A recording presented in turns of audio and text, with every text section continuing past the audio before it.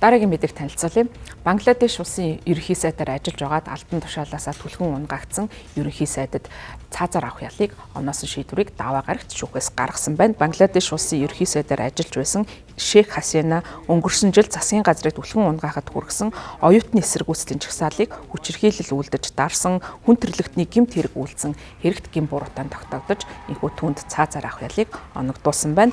Бангладешийн дайны гэмт хэргийг хилцдэг дотоодын шүүх болох олон улсын гэмт хэргийн шүүхийн 3 шүүгчтэй бүрэлдэхүүн нь даваа гарах шийдвэрээ гаргасан байна. Хууль сахиулах байгууллага үйлдсэн шүүхийн бус олон аллагыг өдөөсөн хэрэгт бол түүнийг буруутгаж байгаагаа мэдгдсэн. За зарим хохирогчдын ар гэрийнхэн оролцсон энэхүү шүүх хурал шүүгчид тухайн шүүхэд ялыг танилцуулахад олон нийт алга ташин хүлээн авсан байна. Өнгөрсөн жил төрийн албанд квот тавихыг эсэргүүцсэн оюутнуудын 50 жагсаал өрнсөн. За улмаар ерөнхий сайд Шейх Хасинаг огцрохыг шаардсан жагсаал болж аажмаар жагсаал бол өөрчлөгдсөн байгаа.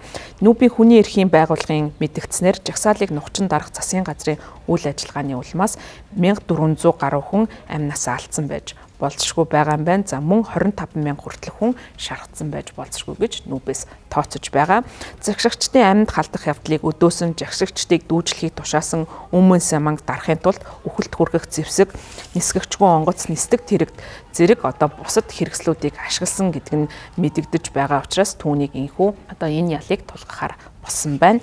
За харин Шейх Хасинагийн хувьд өөрт нь тулгасан бүх хэрэгүүдийг үгүйсгэж байгаа. За Бангладеш улсыг 2009-оос 2024 он хүртэл бол удирдах байсан. За тэр түүний хувьд бол тус улсыг удирдах байхдаа хатуу чангараар удирдах байсан. За эх оны 2 дугаар сард болох үндэсний сонгуулийн өмнө даваа гарагийн шүүх энэ гаргасан шийдвэр бол улс төрийн нөхцөл байдалд нөлөөлж болзошгүй гэж ажиглагчид харж байна. Хасинагийн хувьд өнгөрсөн 8 дугаар сараас хойш энтхийн нийслэл Шинэ Дели хотод цөллөгт амьдарч байгаа. Оюутны бослогыг эсэргүүцэгч түүнийг болон түүний Абами лиг намыг бол улс төрийн засгийн эрхээс түлхэн унгаасан ийм үйлдэл болж байгаа. За тэрээр Дака хотод болсон даваа гарагийн шүүх хуралд оролцоогүй байна. Шүүх хурлыг түүний өмгөөлөгчд бол шүүмжилж байгаа.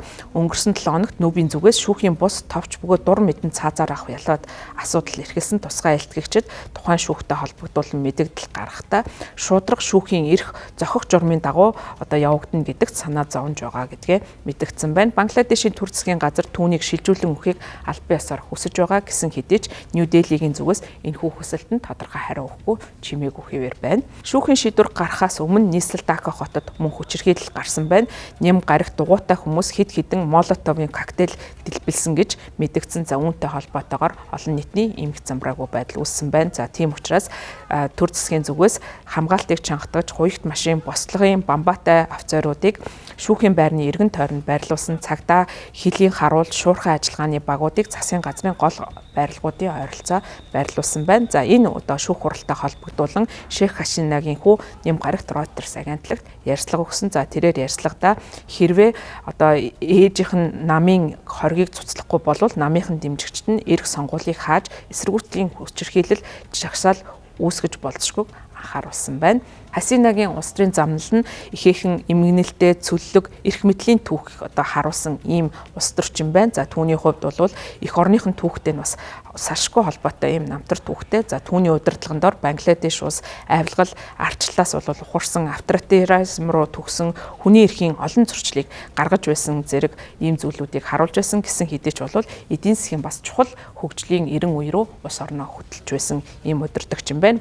Түүний эцгийн хувьд бол Бангладешийг үүсгэн байгуулагч Шейх Мужибур Рахман бөгөөд том охиныхон хувьар Бангладеш улсыг Пакистанаас автономт эрхийн төлөө тэмцэж тусгаар тогтнолоход нь бол хамт эцгийгээ харж байсан юм байна. Бага наснаасаа бол улс төрт хөл тавьсан 1975 онд болсон цэргийн эргэлтийн дараа эцэг, ээж, 3 ах нь алагдсны дараа Хасина болон түүний эгч нь цөллөгт очсон байдгийн байна. За тэрээр 1981 онд эцгийнхээ Абами лиг намыг удирдахаар Бангладешид буцаж ирж олон жилийн дараа улс төрийн тэмцэл явуулж 1996 онд бол сонгуульд намын ялалт байгуулснаар анх бол ерөнхий сайд болж байсан юм байна. За тэрээр нэг бүрэн эрхийн хугацаатай ажиллаад 2008 онд бол дахин засгийн эрхэнд буцан ирж өнгөрсөн жил хүртэл Абами лиг намаараа дамжуулан Бангладеш улсыг удирдах байсан. Хасинагийн дэмжигчид уг шүүх ажиллагааг улс төрийн үүдэлтэй түүнийг улс төрийн тавцангаас зайлуулах зорилготой гэж үзэж байгаа.